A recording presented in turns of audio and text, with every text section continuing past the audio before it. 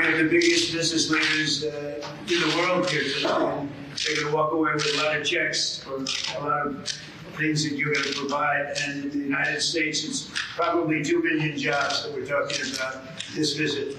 So, number one, I like visiting with you, and we've known each other very well, and I really believe we like each other a lot. And number two, for the United States, we've brought tremendous investment in and tremendous jobs, and we'll continue to service your great country very well. All right, later today, President Trump will deliver remarks at the U.S. Saudi Investment Forum. That's where we hope to find out where all that Saudi money is going. We will monitor, of course, and bring you any headlines. Look who's here. Kevin O'Leary, the man himself. President Trump, he wants to round it up to $1 trillion worth of deals and investments in the United States. Where do you think that money's going? Most of it's AI. This trip is about two things, China and AI. What people don't realize, that region is one of the fastest growing on earth. I'm talking about the circle of friendship here, Saudi Arabia, Qatar, United Arab Emirates. Who's number 3 in AI development right now? U.S., China's number 2, number 3, UAE. So that's why all those AI guys are there. They are so advanced. I just got back there 2 days ago from Abu Dhabi and Dubai. I saw for the first time ever a real estate development completely AI driven. We have nothing like it here. You talk about a smart home, they're way past that. The medical AI technology they have over there, I got a procedure there we don't offer here, FDA doesn't allow it, called EBU, where my blood was filtered and then oxygenated, then ozonated, and then injected with 50 billion exosomes. I walked out of there like a teenager. I feel like $1 million right now. I said, can I do this again next week? They said, no, you gotta wait 4 more months. They are so advanced. By getting this whole thing worked out with these countries, we need to align with them because they want to be in the circle of friendship on all of these metrics, whether it's going to be AI, whether it's going to be real estate, whether it's going to be development. And we don't want China doing that. We want the U.S. forming that relationship. It's a consequential Saudi visit, is it not? But it's not just Saudi, UAE, and Doha. They're all there. Yes. Okay. Stay there, Kevin. You've got the... You're going to stay with me for the hour, like it or not. Thank goodness I got ozonated. Yeah, I could use some of that. Let's get to the latest read on inflation. Here we go. Cooler than expected in April. Consumer prices up 2.3% in the last 12 months.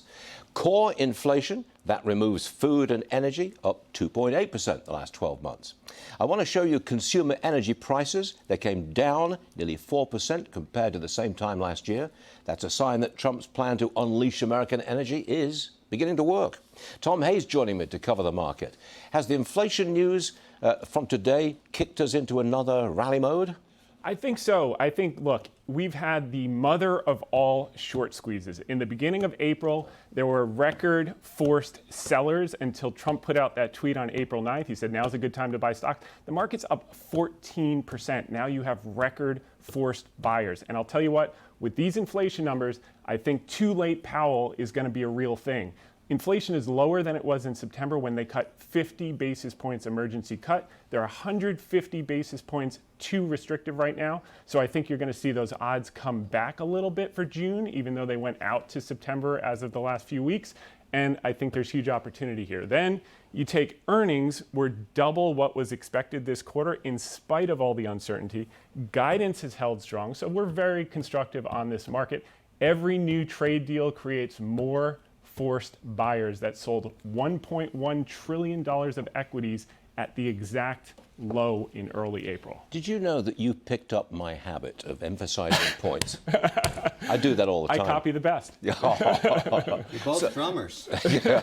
So, okay, let's summarize here. Second half of the year, going into the second half of the year, you see a nice rally going. Yeah, and I think it's going to be under the surface. If you look at equal weight relative to cap weight, there's huge opportunities. So many of these companies that were hit by the perception of tariffs, which is no longer an excuse for the Fed because they cut the tariffs, are down 50%, 60%. And these are great companies that have made it through many cycles that are going to come back, and they're going to come back very strong. Look at Stanley Black & Decker yesterday, up 17% after the China deal was announced. Home building is going to come back the second half when Bessent works on the long end of the curve with the SLR. That's going to bring down the 10-year Treasury by 30 to 70 basis points, and you're going to see a boom in housing construction, also as Trump opens up federal lands for starter homes. You have become our resident bull. One of many, actually, but that's all good stuff. Yeah. Tom, thanks very much indeed. Thank you, Sue. House Republicans just unveiled their tax plan. It cuts taxes by $4 trillion, and that includes an extension of Trump's 2017 tax cuts. And no tax on tips, no tax on overtime, and notably, no tax hike on millionaires. All right, Kevin, you've read this bill. And before we went on the air, you said there's some nasty stuff in there. Yeah. Tell me what's nasty. Do you remember for small business, I'm their advocate, so I read all these bills. There was a program called the ERC, Employee Retention Credit, where we gave money to small businesses to keep people employed during COVID. That program's over. They want to give new powers to the IRS to audit all those small businesses for up to 9 years. That's unprecedented. Why would we want to do that to small business? They don't even have to keep their records that long. So many of these audits would occur after the period where they don't have their records. This is war on small business. And Why? I think I don't get it. Why would you do that? I don't think the members saw this. This looks like a cut and paste paragraph. I just noticed it this morning. And I read it and said, this can't be right. Why would they do this? And my job, I'm going to get to the Hill right away. You got to read this thing. This is unbelievable. It's outrageous that they would tax small business like this, and unprecedented to give powers to the IRS like this, because it won't stop there. This is anti-American. It's against small business. I've never seen anything like it. You want to talk about a big, beautiful bill? This is a big, ugly piece of that bill. It's got to get fixed. Well, just because of the attack on small business or the auditing of small business, what else you got that's so bad about it? It's just that has never been done before to small business. They're looking to save money. I get it. ERC saved millions of businesses. And some people claimed it was fraudulent. Sure, there's fraud in every government program. But 95% of these businesses deserve that money and are still in business because of that money. And now somebody says, give the IRS power to go rip into them. That's not okay. Okay, I want to hear more about this, Kevin, later in the show. Okay? Thank you. Stay there, please.